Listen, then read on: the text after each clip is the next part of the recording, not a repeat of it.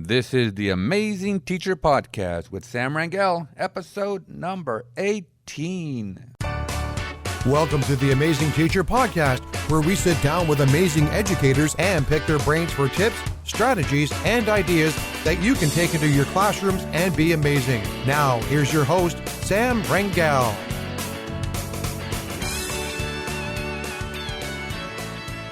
Welcome, amazing teachers, to the 18th episode of the Amazing Teacher Podcast. This is Sam from successintheclassroom.com, and I want to thank you for stopping by again to listen to the podcast.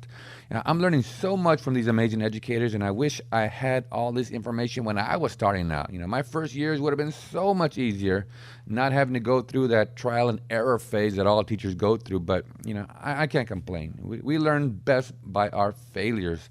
And based on my failures, I must have learned a lot.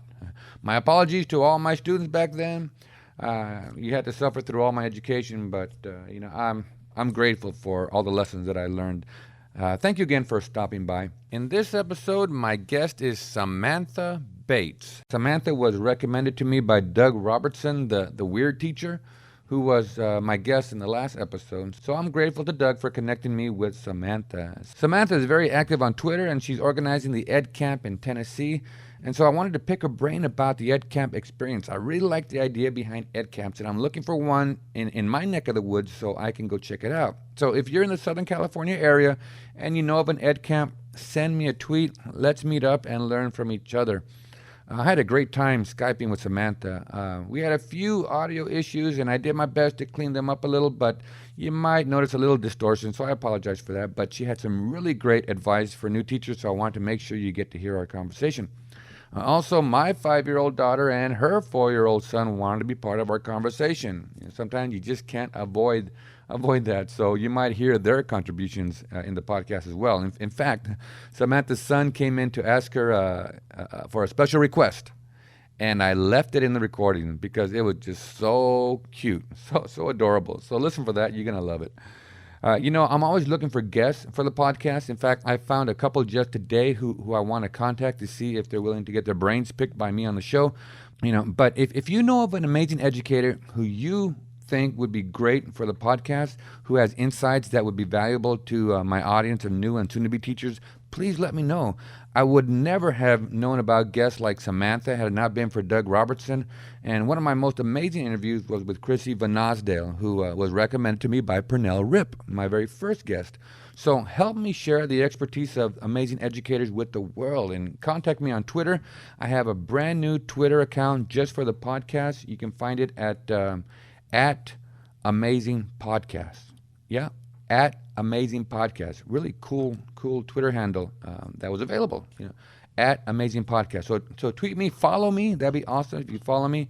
But let me know of these if you know of an amazing educator who you would like to hear from on the podcast. You can always email me at sam@theamazingteacher.com as well. Just let me know who you'd like to hear on the show. So that's enough of me talking. Let's get right into the episode with amazing teacher Samantha Bates. Ready? Here we go. Today, I'm so happy to have Samantha Bates, co-founder of Twitter Chat, TN EdChat, and organizer of Edcamp Tennessee on the podcast. Welcome to the show, Samantha. Thank you for having me. Oh, my pleasure, my pleasure. Thank you again for taking time out of your day to sit down and let me pick your brain. I met you through Doug Robertson, the weird teacher. Yes. And one of the guests on the podcast. So a shout out to Doug for bringing us together. I'm really excited about picking your brain about teaching and advice for new teachers. And I really want to ask you about what it was like to organize the Edcamp. Okay. But before we begin, can you tell us a little bit about yourself, your teaching career, how you got into teaching, and maybe why you became a teacher? All right. It's kind of hard to pinpoint a beginning for my teaching career. I've always loved schools. I had older cousins and an older sister. That's where they spent the day. So, of course, it must have been a magical place. That's where all the cool people went while I was a kid. It even had a playground. I also watched a lot of Beekman's World. It's a science show. Yeah. He's a weird, playful character, but I love the show. If you've never seen it, it's on Netflix, and you need to. So ever since I can remember, schools were great places, and learning was fun. And I knew I wanted to grow up and have that be my job, go into work every day and play. and I thought that teaching would allow me to do that.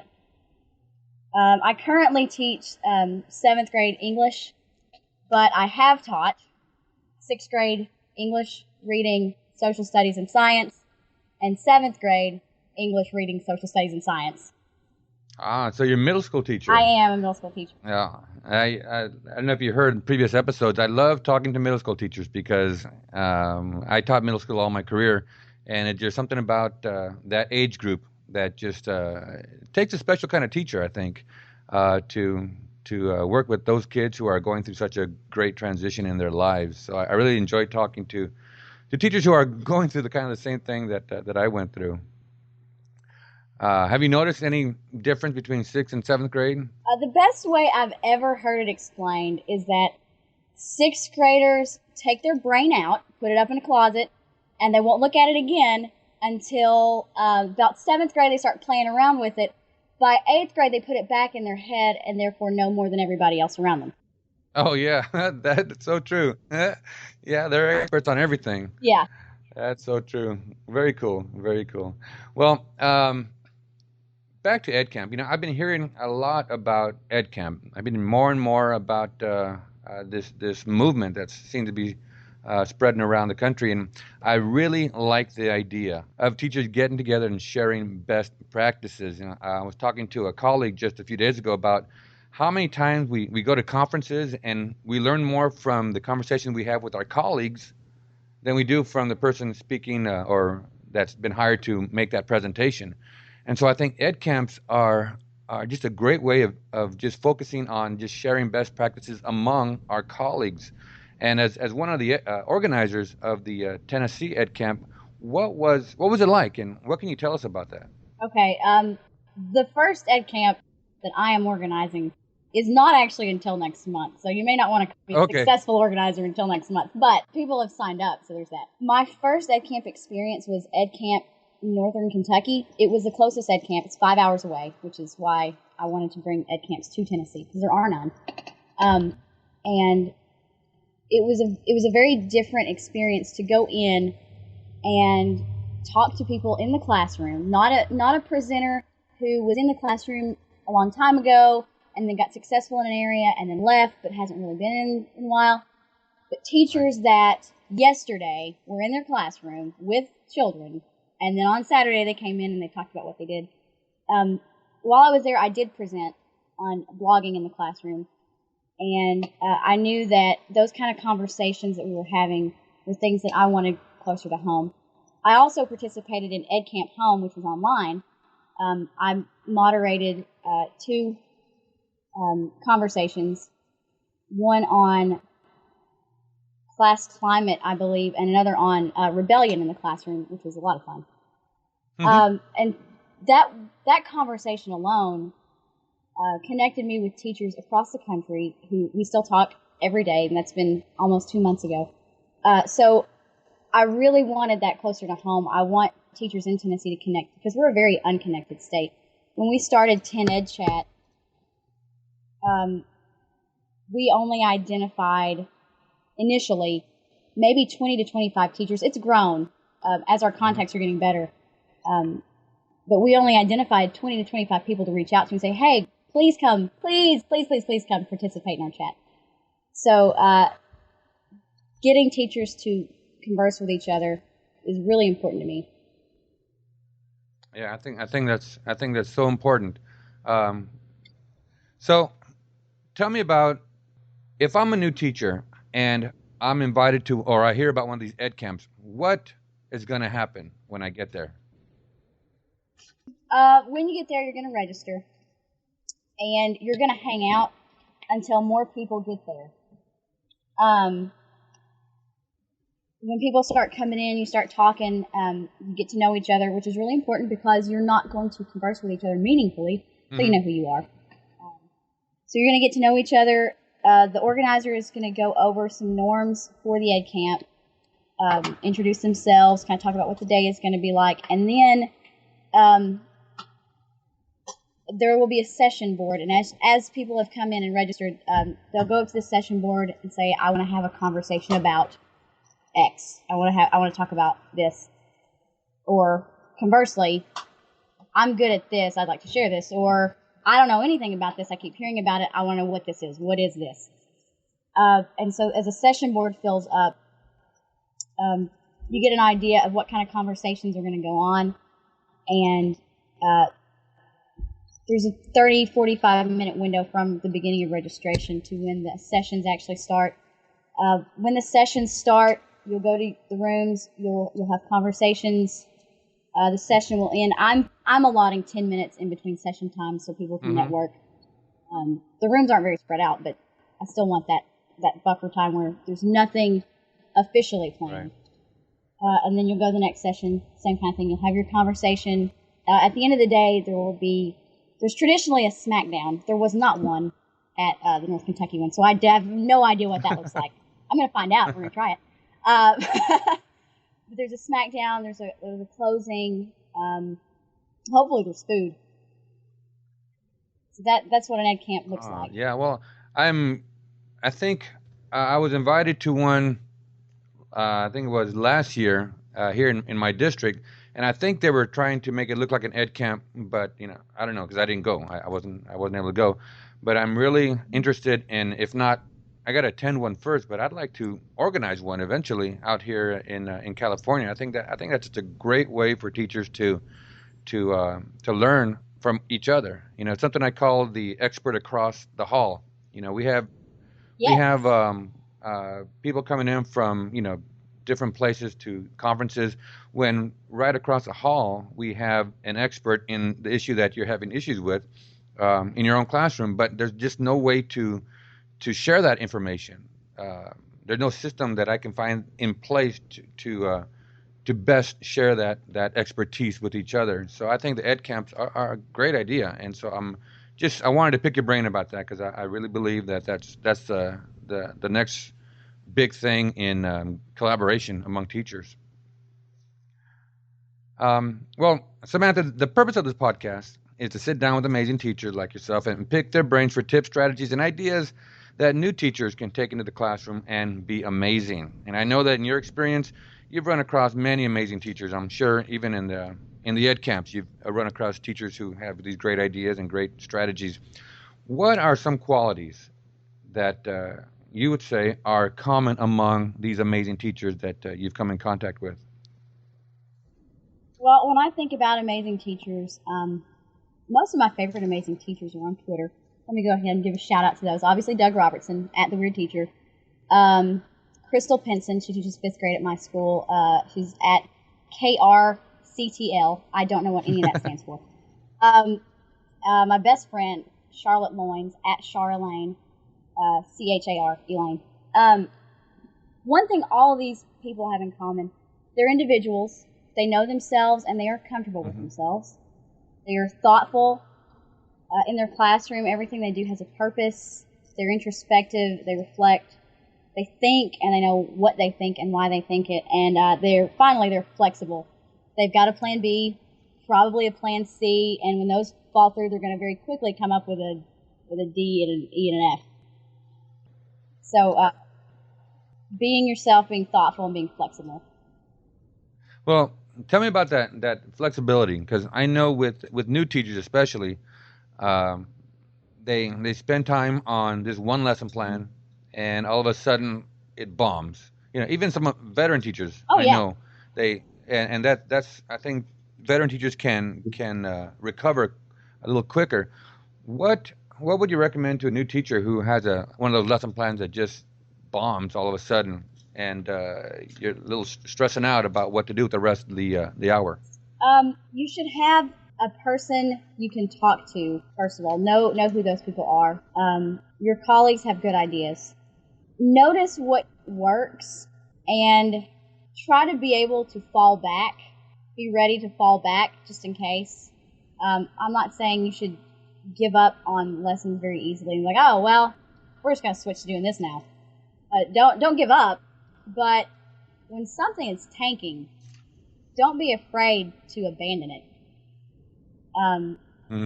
A lot of my good lessons have gone that way, probably because I admitted to my students, look, this stinks. Let's just change gears. This isn't working.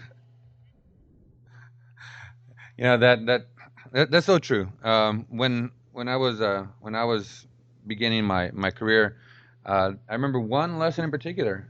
It started, and right away the kids weren't in it, and it was just a bad lesson.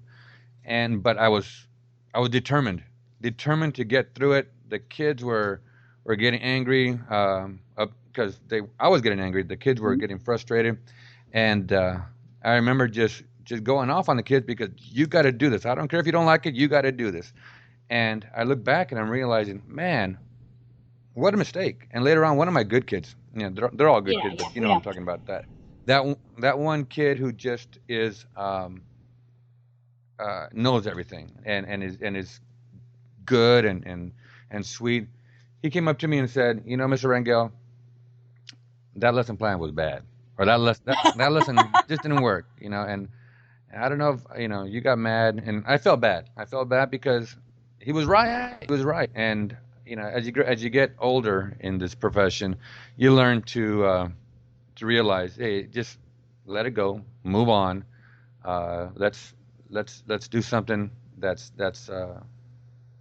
different, but not necessarily force the issue with the kids on this bad plan. And I think that's some good advice, I believe, for new teachers. Like you said, it's okay to abandon it if you have to. Uh, this year, our district decided to implement Common Core. Tennessee is not supposed to. Well, unless certain bills pass. But anyway, Tennessee is not really supposed to implement Common Core statewide until next year, but our Really? district voted to this year. And one thing my students think they are having trouble with, but they're middle schoolers, so you'll understand this, Hmm. is making a claim. Having an opinion. Middle schoolers do not have a problem having an opinion. First of all, they just don't. They've never heard it called a claim. Yep. We were reading The Monkey's Paw, and I was having them make claims about characters. And they were not understanding it. So finally, I wrote claims, and they had to either agree with me or disagree with me, and then give their evidence. They did so well on that, Hmm. but that was not my plan. Not at all. I was going to make them do all the work. Yeah. So you got to know where to give your students some room, though.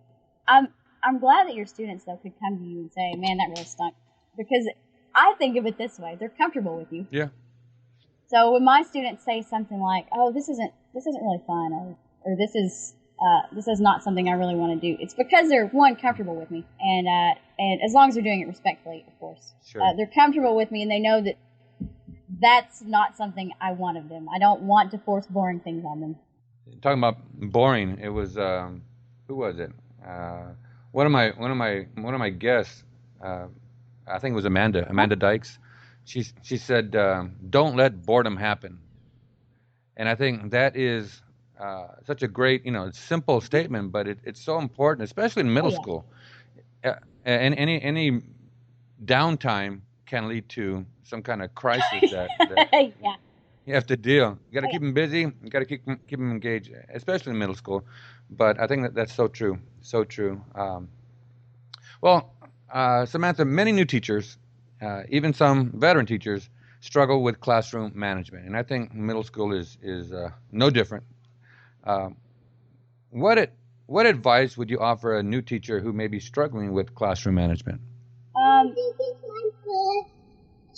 Oh, sorry. He wants me to kiss his foot. Okay. There's a dog downstairs too. That's my 4-year-old. And That's so cute. I don't know if I should cut that out or not. That's just cute. okay. Classroom management. Know who you want to be, and know what you want your students to be like in your room. Know what standards you have for yourself and your students. My first year, I did not have a mentor. I mean, I did. She went on medical leave 2 weeks into the school year and resigned by the 4th week. So I had one, but she left. And the teacher who kind of adopted me, our team leader, Sandy Smith, smart woman, like a residency away from being a medical doctor and then went to education, like just outstanding person. But we are not the same person. Her classroom was totally silent. That's not me. And for 2 years, that's who I thought I should be. Hmm. And it was torturous for me and the students. to try to keep them silent when I really didn't want them silent, because I can't work in silence. So Right. know who you are, and then know what you want your students to look like. Do you want your students to be chit-chatting while they work, which is, by the way, what adults do? Or do you want them to be silent, focused, don't look up for your book? And then reward the behaviors that you want them to have, and discuss with students who are not behaving the way they should be privately. Yeah, very, very true.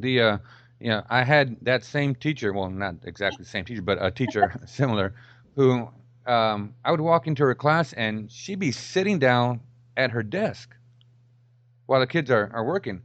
I could never sit down on my desk because the kids wouldn't let me, and I kind of like that, But that was her style, and it just amazed me how she did that. But as a new teacher, like you say, you feel a little intimidated sometimes because you think I got to be like that, and that's not necessarily true. And unfortunately, there are some veteran teachers who want to impress upon new teachers how to have a class and what the class is supposed to look like, and it's got to look like this, and this, and a lot of times it's not your style. It's not what is best for your kids. And I think what you said is absolutely true. Know your style. Know what kind of teacher you are, and how the kids learn best in your class. So true. So true. If you could sit down with a new teacher just starting out in their career, and you had time for just one piece of advice, what would that advice be? Know that you are going to change the world. That's awesome. My first year, I did the dumbest thing. I asked a retiring teacher, I think my exact question was, if you were in my shoes, would you go into education? And he said, oh, absolutely not, run. And I hear that advice more than I'd like to admit to. Just, man, I'm glad I'm leaving. I hate to be you right now. They need to hear the opposite of that. You're lucky. This is an exciting time in education. There are a lot of changes. You're changing education. You're on the front line. I wish I was where you are. That's so amazing, Samantha. I was listening to a TED Talk just recently from Drew Dudley, and I'd love to have him on the podcast someday, just to pick his brain. But he'd mentioned about how sometimes we see ourselves, we wait to be leaders of, some gigantic cause before we can think that we can affect change. And what you mentioned about changing worlds, he was saying that every day we have an effect on different worlds, and every conversation we have, every interaction we have with the student, with the person, you're affecting their world in some way, some way positively, sometimes negatively. And I think if we teachers, we understand, we have to recognize that every conversation we have is going to affect the world of our kids, and if we can realize that, we will be more apt to make a change that's for the positive. So I think what you said about changing worlds is so true. We as teachers, we are world changers, and that is such a great piece of advice that you offer new teachers. There's a quote by Francis Parker. I'm looking it up. It's really good. Is this your favorite quote? Oh, it's a good one. It gets me through really hard times. Francis Parker says that a school, and I take it to be classroom because that's the part I'm worried about day to day. School is a model home, a beginning community, and an embryonic democracy. And when I look out at my students, especially when it gets rougher, I have to look at them and think they're 12 to 13. In 5 to 10 years, these students will be driving, voting, they'll be parents, they'll be affecting laws, they'll be paying taxes. What am I doing today to make them better parents, better citizens, better community members? That's so good. So awesome. So awesome. Just the impact we have on kids, a lot of times we don't realize it. We're trying to teach them science or teach them math or history, when our impact is so much greater, and it's going to have far further reaching effects in society and in their own lives. Very, very good. Thank you for that, Samantha. You mentioned a quote. Do you have another quote. I mean, I always ask, do you have a favorite quote? Do you have a favorite quote that maybe has inspired you as a teacher? I have two. One I want my students to see. It's on my classroom door. It says, "It is important that students bring a certain ragamuffin, barefoot irreverence to their studies. They are not here to worship what is known, but to question it." Which works out so well for middle schoolers. Oh, yeah. And the one above my desk, students can see this too, but it's for me. It says, "I'm going to succeed because I am crazy enough to think I can." That's awesome. That's awesome. How does that affect your teaching? Well, it's crazy. Well, there are days when you've got problems. And you think, man, there is no solution to this. But I keep searching because there has to be a solution. Somebody's figured this problem out, surely. Mm-hmm. Humans have been around a long time. Teachers have been teaching for a very long time. Somebody knows the answer to this question. Yeah, that's so cool. I mean, even now with there's so much that we can find online now. Oh yeah. Anything. So, Samantha, what is happening now in your life that you are excited about? Okay, well, I've got the Edcamp coming up in two weekends. It's March 15th. I'm finishing my master's degree. I don't know why. I got to plan the Edcamp. I don't know why I made it March 15th. I have a graduate portfolio due the 16th. I know, that was the worst idea. But I've already passed my administration practice. I'm gonna brag, I was 2 points above the average. Wow. And then I've got some other pet projects. Like some, some ebooks that I want to get done this summer. As the Common Core standards come out, Tennessee has changed its social studies standards, and I taught world history previously, and some of the world history standards are moving to 7th grade social studies, so I'm going to work on gathering primary sources for my teammates, because I have worked with that before and they haven't. Right. Well, that's cool. And ebooks, if let me know when they come out. I'll make sure that we get people to know about them. I'd like to share your wisdom as much as we can. Well, is there anything else that you'd like to share with us before we say goodbye? Don't forget your towel, and don't panic. That's cool. Don't panic. Don't panic, new teachers. Yeah. Don't panic, new teachers. Well, so if people want to say thank you, Samantha, for sharing all your amazing insights, where can they find you? I'm constantly on Twitter at sjsbates. My email is sjsbates@gmail. My Facebook is facebook.com/sjsbates. My blog is sjs. Just go to whatever site you want to be at and just click sjsbates, and that's probably me. Oh, that's awesome. Well, Samantha, it's been a great pleasure getting to meet you. Thank you so much for being on the podcast. I know my listeners will find great value in what you've shared with us today. Thank you so much for having me. So to the listeners, I know you've received a lot of great information in this episode. Now it's up to you to take it back to your classroom and implement what you learned today. So until next time, be amazing. The Amazing Teacher Podcast is brought to you by SuccessInTheClassroom.com. Learn more about being an amazing teacher by visiting SuccessInTheClassroom.com or TheAmazingTeacher.com.